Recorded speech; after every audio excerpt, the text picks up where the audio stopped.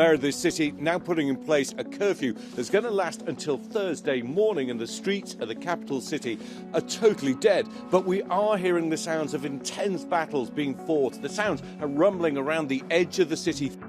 Once again, the capital Kyiv struck by Russia, another residential neighborhood hit. These images from Ukraine emergency services showing an apartment block smoldering as rescuers helped more than 30 people to safety who were trapped under the rubble. Yet more families made homeless by Putin's war.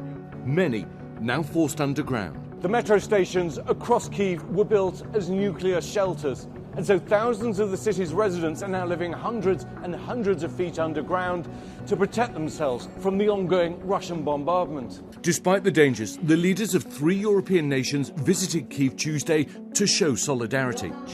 President Zelensky urging other world leaders to do the same, even as Russia bombards cities across the country. On Monday, Fox News cameraman Pierre Zakshevsky and producer Alexandra Kuvshinova, who were killed while reporting near Kyiv. Welcome back to NATO headquarters. US Defense Secretary Austin meeting NATO counterparts ahead of next week's summit, where President Biden meets with leaders from all NATO countries to discuss this war. Zelensky continuing to rally world leaders to his side. On Tuesday, speaking to the Canadian Parliament, calling for a no-fly zone, asking them to imagine what they'd do if it were Toronto being destroyed by Russian bombs.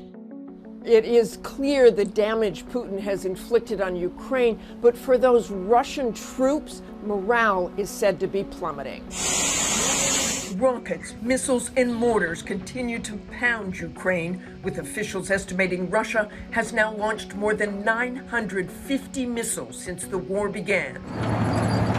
But the Russian ground troops have made limited or no progress in achieving their goals, leaving the troops demoralized and facing high casualties. They are just sending their young soldiers to get slaughtered, I would say, because they're just sending them here. They are here coming in a war that they have no idea, no clue. They don't know the streets, they don't know the corners, they know nothing. A U.S. official telling ABC as many as 10,000 Russian soldiers may have died. And in Moscow itself, the Kremlin cracking down on dissent. Some 15,000 protesters against the war have been detained. One of them, Marina Osvyanikova, a producer at Russia's state television, arrested after interrupting a live broadcast with this sign: "Stop the war. Don't believe the propaganda. They're lying to you." The mother of 2 was released and ordered to pay a fine. It was my own anti-war decision.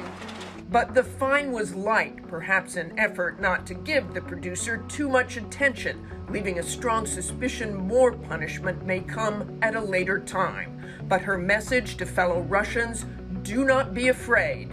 They cannot put all of us in jail.